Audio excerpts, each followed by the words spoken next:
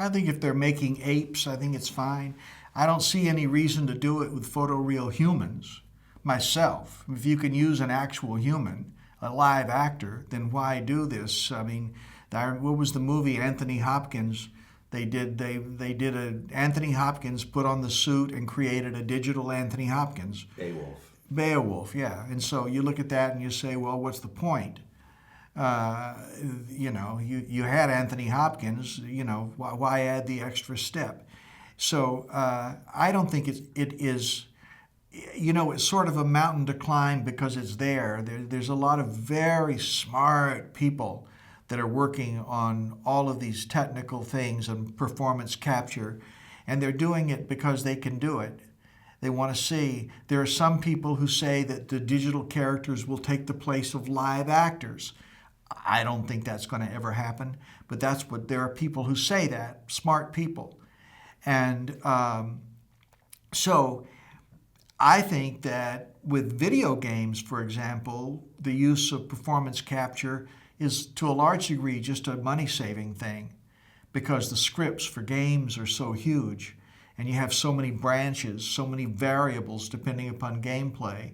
And performance capture gives them a way to put a lot of information on the screen cheaply and or less expensive than if they had to keyframe it. So or use live actors all the time. So so I think it's a practical thing. It's a business thing.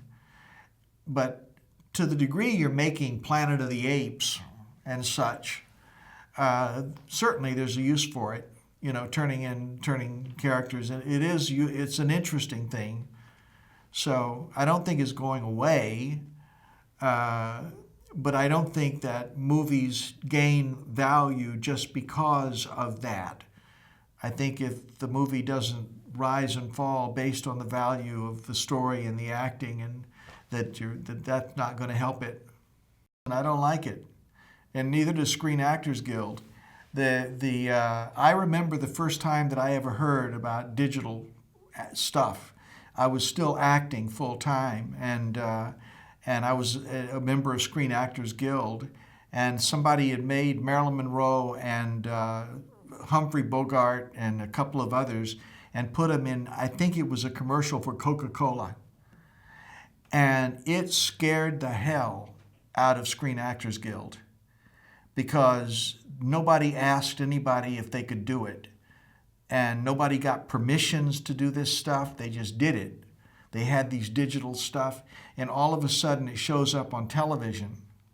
And the digital community never came over, and the representatives never came over to Screen Actors Guild and explained what all this was about.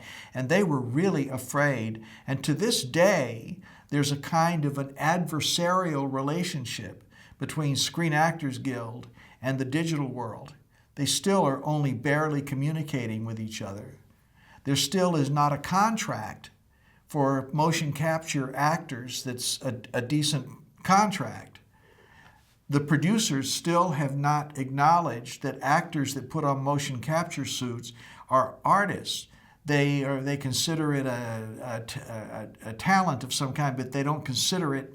This is what Andy Serkis is all the time complaining about. But there's not a contract because the producers haven't acknowledged it as an art in there, as an art. So I think it's not going away. We're going to have more of it.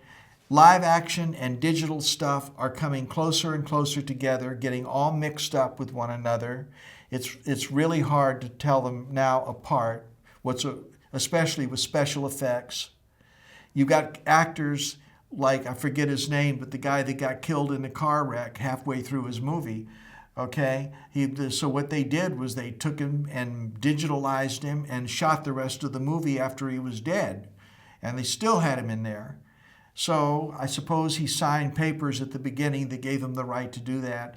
But that type of stuff they're able to do, and pull it off as a hat trick.